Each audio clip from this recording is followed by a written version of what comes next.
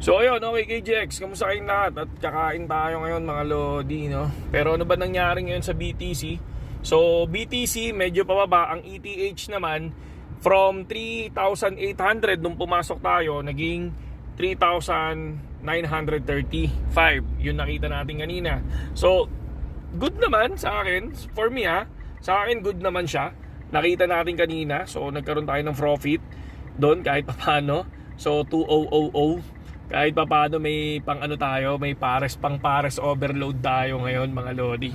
Meron kasing masarap na pares overload dito sa sa Tarlac, di ba?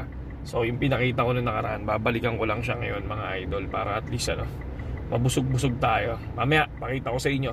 Pero ako tulad ng sinabi ko, yung resistance natin mga lodi, no?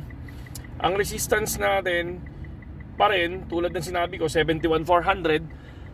71,400 talaga yung nakikita natin doon kasi 3 beses na reject yun. At next resistance is 72,886. Talagang doon ako papasok sa long position mga lodi, no? Kahit ang market, tandaan nyo hindi porkit masyadong mataas na babagsak, di ba? So minsan sinasabi nila kay GX, ba't ang taas ang resistance mo? Bakit dyan ka maglo-long position? Kasi doon ako ma-sure mga lodi, no?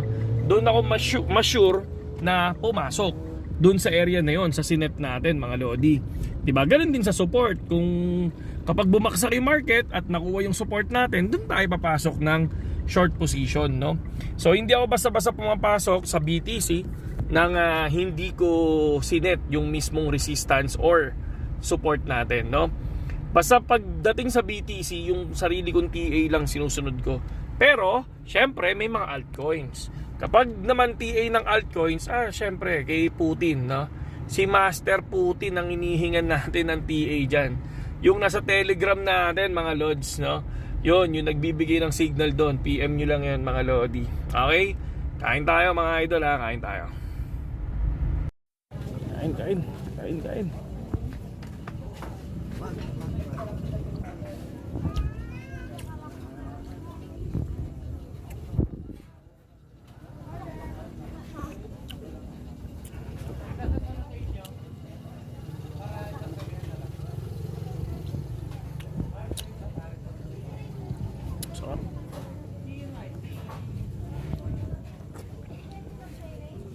Mainit nga lang.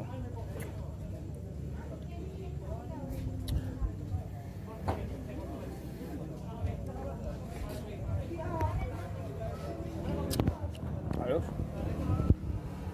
So yan, pares.